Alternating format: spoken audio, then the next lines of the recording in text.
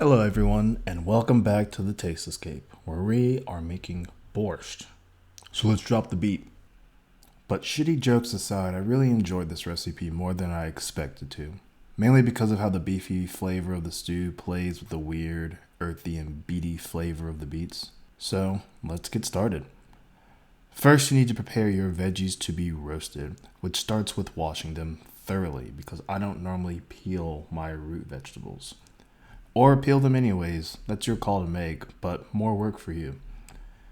Also, if your beets have the leaves on them, don't throw them away. You can add them to the stew for a nice nutritional boost. Now, preheat your oven to 400 degrees Fahrenheit so it'll be preheated when you finish preparing your veggies. Then start by cutting your carrots on a bias to add some texture to the stew. To do this, give the carrot a quarter turn with each diagonal cut. It's really easy. There's no way you can mess this up. Next are the potatoes. And I'm using Yukon Gold potatoes, but I think you can use any yellow potato that you want. Anyways, we're not cutting these in a fancy way, so just cut them in bite-sized pieces and make sure that they're roughly the same size. Now, put the carrots and the potatoes into a large mixing bowl where you're going to drizzle in some olive oil and season with some kosher salt from a height. In case you didn't already know, you season from a height to get an even distribution of seasoning on everything. So just a little fun fact there. Next, use your hands to mix everything in. Normally I would say something along the lines of, if you wanted to add this random ingredient or that and blah, blah, blah, blah, but not this time. I don't recommend adding anything extra. There's enough shit going on here. Once your vegetables are seasoned, place them on an aluminum lined baking sheet. Finally, for the beets. After washing them and removing the leaves, just cut them into bite-sized pieces that are roughly the same size. And cutting the beets last may help with keeping everything clean because, as you can see, they're a mess. When you finish cutting the beets, it'll look like a mass homicide. So you're going to discreetly put your beets in the same mixing bowl that you used for the carrots and the potatoes. Then toss them in some olive oil, season them with salt, and add them in with the rest of the veggies onto the baking sheet. When your oven is preheated, put the veggies in. While those are rocking, let's get started with the stew's base. So I wanted to add a little note that I forgot to include in the video. You're going to roast all of the vegetables at 400 degrees Fahrenheit for 20 to 25 minutes. You choose how tender your vegetables to be, but I went with 22 minutes. So yeah, sorry about that. Start by cutting up a red onion, definitely staying true to the Comrade red theme, and some garlic. And now for the shank, which is the leg portion of the cow. Season each side generously with kosher salt and use any excess for the sides. Once your shank is seasoned, heat up a pot with a few tablespoons of olive oil on medium-high heat. When the oil is hot enough, carefully add the beef shank and let it brown for a few minutes on both sides. You want to get a hard sear on each side. When the searing is finished, remove the shank and set aside. Now, this next part goes by very quickly, so stay close to the stove. Add the red onions to the pot with a pinch of salt to help break down the onions and continue cooking until they begin to turn brown and caramelize. If you need to, add a bit more olive oil or water to help add more moisture to the mix. Next, add your garlic and stir it until it just becomes fragrant.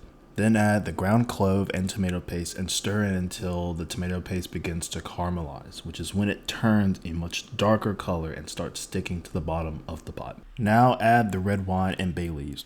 It doesn't matter what kind of wine you use, just use something that you would drink. For those of you with anxiety in the kitchen, the worst part is now over. Reduce the wine by at least half or until the mixture is at the thickness that you want to be. You can see how thick mine is in the video. And then stir and scrape all the fond off of the bottom of the pot as the mixture reduces. Through the plumes of steam that I should have accounted for, you can see hopefully now how thick my mixture is. At this point I added all the beef stock, Then added the beef shank back to the mixture with all of the accumulated juices and brought it to a low simmer. Okay, so I need to add another cooking time that I forgot to add again. So you want to simmer the beef shank for 30 to 40 minutes on a low simmer, and that all depends on how tender you want your shank to be. You want gentle bubbling. As everything simmers, skim off any foam or scum that arises to the top. For some reason, my shank started to curl up at this time, so I flipped it over when I noticed it so it would cook evenly. It probably doesn't matter, but it's better to be safe than sorry. When the shank is done, take it out, cut it into pieces, remove the chewy connective tissue, and save the bone marrow. Once everything is cut up, add it back to the mixture. Then add in the veggies that should already be done cooking by now to the mix. Bring everything back to a gentle simmer and skim off any foam or scum that you see arise to the top. I wanted to add another note here. You're going to simmer this again for another 20 to 25 minutes. And what we're really trying to do here is make sure that everything, all the flavors are mixed together and incorporated with each other.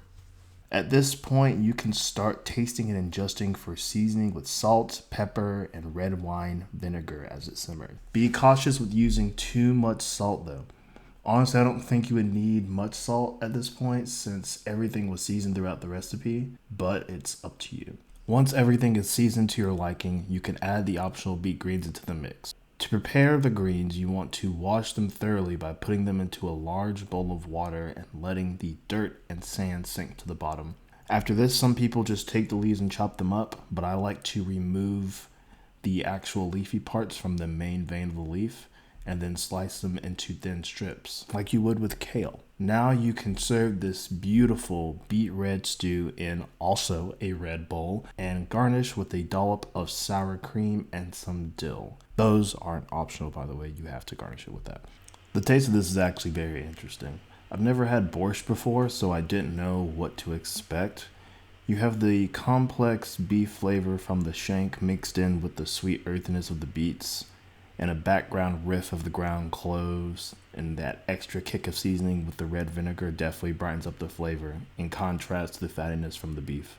Definitely a success in my book, and I hope you push your limits and try this recipe, which is linked in the description down below. So please like and subscribe or comment down below and let me know what you think. Until next time, and happy birthday!